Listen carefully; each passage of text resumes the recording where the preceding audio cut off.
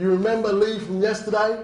I'm just going to invite Lee to the stage to tell you further and a little bit more about social media and natural disaster.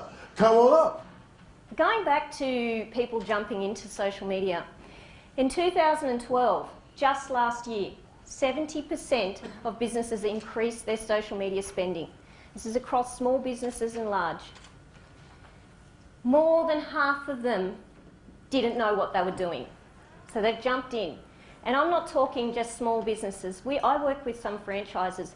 They don't have social media policies, but they should, because then they get a disgruntled employee who's wearing many hats and doing it all because that's the job they've been given, or they don't have someone that they can, when they have a media issue, if they have that media issue and they don't have someone in backup to sort of bounce off, how are we going to respond to this? I need a team. This isn't fair. It's not just me. You then have problems, and this is not just at small business level. This is across, because no one really knows, well, how do you write a social media policy? What needs to be in it? Going back to yesterday when we talked about making sure why you know you're there, and then putting in the process and then learning the strategies that are going to help you through the process.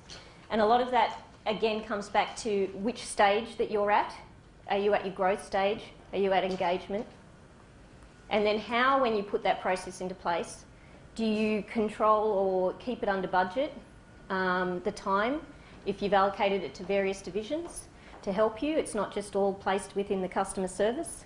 When you're sharing content in social media, and a lot of it will be information and education materials, or maybe links to application forms and things like that, a lot of the direction that it's been is it starts in your website and you're spreading it out.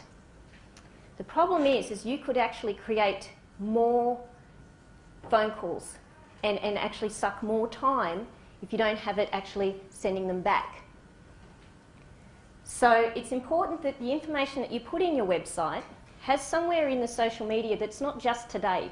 Because Facebook, if you post it, it's gone in 3 hours in the newsfeed, and not everyone will see it.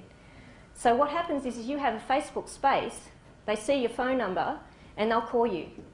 So you can sort of create more work for you if it's not done properly. Thinking about where you can put in social media, you can create extra tabs and things, just like menus within websites. Thinking about the structure of how your social spaces are set up in the first place to hold the information that is the most important information that is going to save your customer service time. Even tagging the emergency pages, you can actually link to the other Facebook pages, and then that means that the person's, rather than ringing you or contacting you in the first place, they've seen where they need to go and they can go straight there instead. And guess what? That means you don't have to report it because they didn't ring you. Who sort of feels a little bit like that?